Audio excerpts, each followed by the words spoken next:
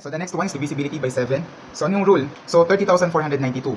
How are we going to say if it is divisible by 7? So the first step, we are going to take the last digit, double it. Double it means I will multiply it by 2. It will become 2 times 2 is equal to 4. So ima-minus natin. So this will become 3049 minus 4. The answer is, this is 5403. And then, the answer or the difference, ganun ulit yung gagawin natin. Ulitin lang natin siya. We're going to take the last digit, 5. Double it. This will become 5 times 2 is equal to 10. Subtract natin dun sa natira na 304. Subtract natin minus 10 is equal to, so this will become, no, this is 4. This is 30. This is 294. And then again, yung last digit na 9 na 4, i-double natin.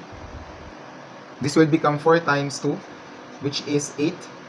29 minus 8 is equal to 21. At yung 21 is a multiple of 7. Multiple of 7. Therefore, this number, 30,492, is divisible by 7. Another example. The second example is 5,992.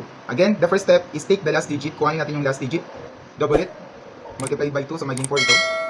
And then, isubtract natin yung 4 dito sa natira. So, 5,995 minus 4 is 595. And then, let's do the same process. Happy viewing sa mga asong nagkakahulan. So, we have 5 times 2 is 10. Isubtract natin ito sa 59 minus 10. Ang multiply is 49. And 49 is a multiple of 7. Multiple of 7.